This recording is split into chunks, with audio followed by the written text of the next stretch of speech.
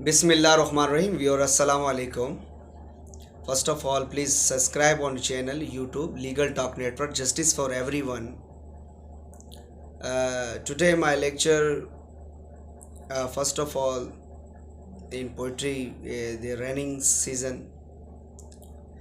इन बारिशों से दोस्ती अच्छी नहीं फराज, इन बारिशों से दोस्ती अच्छी नहीं फराज, कच्चा तेरा मकान है कुछ तो ख्याल कर. Today my lecture today discuss with the detail upon the classification, jurisdiction and the civil court.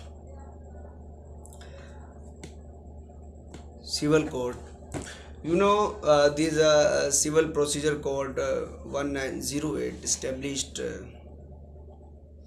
यानी दीवानी अदालतों की हम यहाँ पे क्लासिफिकेशन दर्जा बंदी करेंगे. उनकी जुरिस्डिक्शन क्या है, उनके इख्तियारात समात क्या है, इस पर हम आज तफसीलन आपसे बात करेंगे. यानी कि दीवानी निज़ाम अदालत से ताल्लुक़ रखने वाली अदालतें यानी दीवानी नौयत की अदालतें कहलाती हैं. ऐसी अदालतें दीवानी नौयत के इस्तेकाक से मुतल्लिक़ अमूर मुतनाज़े तय कराने का इख्तियार रखती हैं.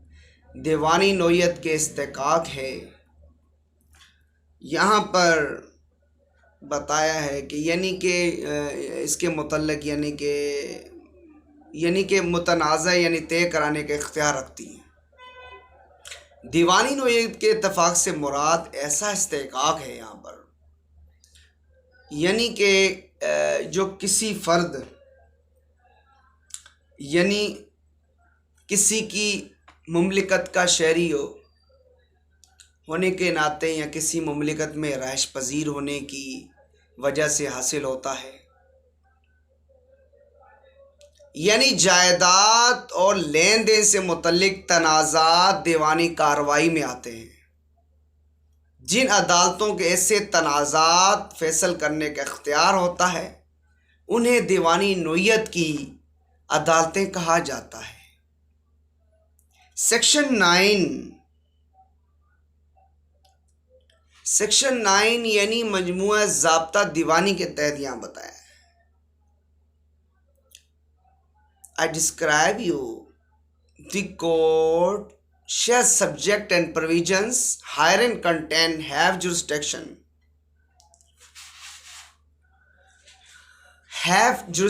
to try all suit of civil and accepting suit of which their cognizance is either expressly implied by it. I explanation you. There are suit in which the right property of to an office is to contest it is a suit of a civil nature. Now, withstanding that such right may be depend entirely on the decision question of the religious rights of the ceremonies. तो ये तबाह यानी जो मजमुआ है यानी यहाँ पे तो दर्ज है यानी अदालतों के उनके जो शराइत हैं के तहत जो यहाँ मंदरज हैं यानी कि ऐसे तालसात के सरीहन या कफ़ायतन समात के लिए ममनू है. तमाम दीवानी अशात की तहरीर का इख्तियार हासिल होता है. तो यहाँ पर मैं आपको बता रहा हूँ वाज़ेह तौर पे यानी दीवाना में यानी कि जो दावा होता है दावा में तनाज़ा किसी जायदाद हक या किसी ओहदे के हक की निस्बत हो ऐसा दावा यानी दीवानी नौयत का होता है. यानी उसका ये कि उसके बावजूद ऐसे हक का इन्हिसार ऐसे तराज़ात पर हो जो किसी मजहबी या जो उसके कस्टम्स हैं, जो रस्म व रिवाजात हैं, कल्चर्स हैं, उसके फ़ैसले के ताल्लुक़ रखते हैं. यहाँ पे फ़ैसले का ताल्लुक़ तो यहाँ पर इस सेक्शन में बताया गया है कि न सिर्फ दीवानी नौयत के तनाज़ात की वजाहत की गई है बल्कि यहाँ वाज़ेह तौर पर मौजूद सिवाय ऐसे دعویٰ جات کے جو صرف قانون کے رائج الوقت کے تحت ممنوع ہوں، یہاں پر منع کیا گیا ہو۔ یعنی یہاں سول پروسیجر میں دیوانی عدالت ہر قسم کے دیوانی نوعیت کی یعنی کہ تنازعات کی تجویز کرتی ہے، تو یعنی دیوانی نظام عدالت سے تعلق رکھتے ہیں۔ تعلق رکھنے والی عدالتیں وہ دو قسم کی ہیں۔ پہلی قسم وہ عدالتیں ہیں جنہیں قانون اصلاح یعنی باضابطہ طور پر دیوانی عدالتیں کہا جاتا ہے۔ دوسری قسم کے وہ عدالتیں جنہیں قانوناً ہم عدالت یعنی دیوانی نہیں کہہ سکتے، حالانکہ کہ کسی عام یا خاص قانون کے تحت دیوانی اختیارات حاصل ہوتے ہیں۔ یعنی یہاں وضاحت ہے کہ اس طرح بھی کہا جا سکتا ہے کہ عدالت عالیہ دوسری قسم کی دیوانی عدالتوں میں شامل ہے۔ گویا کہ عدالت ایسی ہے کہ جسے قانون اصلاح یعنی دیوانی عدالتیں کہا جا سکے، لیکن اسے دیوانی نوعیت کے اختیارات حاصل ہیں، اور یہ دیوانی معاملات میں عدالتیں یعنی اپیل کا درجہ بھی رکھتی ہیں۔ جبکہ یہ حقیقت ہے، یہاں پر یہ حقیقت ہے، یعنی کہ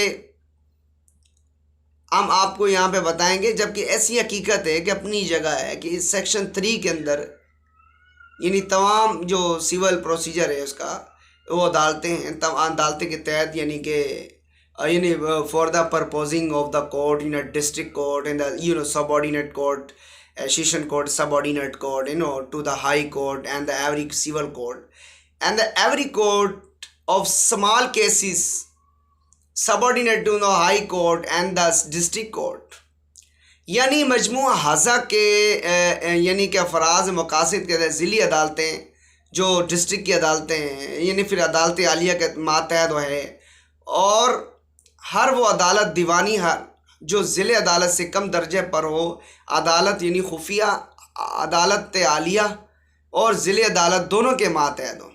یہاں پہ کلاسیفیکیشن آف سول کورٹ میں آپ کو بتا چکا ہوں، ڈسٹرکٹ ضلع کا جو جج ہے، دی کورٹ آف ڈسٹرکٹ جج، ایڈیشنل ڈسٹرکٹ کی ہدایت کے یعنی کہ اس کی جو عدالت ہے، the court of district, the court of additional district جج، سول جج کی عدالت ہے دی کورٹ آف سول جج۔ تو ڈسٹرکٹ جج کی عدالت ایک ضلع کی سب سے بڑی عدالت ہے جو اپنی حیثیت میں عدالت عالیہ کے ماتحت ہے، یعنی عدالت اپنے ضلع کے حدود میں یعنی دیوانی عدالت معاملات تنازعات اختیارات تجویز حاصل ہے، جیسے ڈسٹرکٹ کی جج ہے، جیسے ڈسٹرکٹ نشور افروز ہے تو وہاں پہ ڈسٹرکٹ سیشن جج ہے، تو وہاں کے ضلع کا وہ جج ہے جو ڈسٹرکٹ ہیں، ڈسٹرکٹ وائز ایک یہ ڈیوائڈ کیے گئے ہیں ڈسٹرکٹ پورے سندھ کے اندر 126 آئی تھنک ڈسٹرکٹس ہیں، تو ہر ڈسٹرکٹ ایک ایڈیشنل سیشن جج ہوتا ہے، ایڈیشنل نہیں ڈسٹرکٹ سیشن جج ضلع کا جج ہوتا ہے، اس کے اوپر ایک ہائی کورٹ ہے، تو اس ہائی کورٹ کے ماتحت یعنی کہ یہ جو ڈسٹرکٹ ججز ہوتے ہیں، ڈسٹرکٹ عدالتیں ہوتی ہیں، سب آرڈینیٹ عدالتیں ایک ہائی کورٹ کے ماتحت ہیں۔ تو یہاں پر ضلع کی حدود میں تمام دیوانی معاملات اور تنازعات پر اختیار تجویز حاصل ہے، یعنی صورتوں میں اپنا ذاتی اختیار سماعت رکھنے والی دیوانی عدالتیں، جبکہ عام طور پر ضلع کی حد تک عدالت اپیل ہے۔ تو انشاءاللہ ہم نیکسٹ لیکچر پھر کسی موضوع پر کسی مضمون پر ہم انشاءاللہ پھر حاضر ہوں گے۔ اب تک کی اجازت۔ پاکستان زندہ باد، اور بارش ہو رہی ہے، اور انشاءاللہ میرے لیے دعا کیجیے گا۔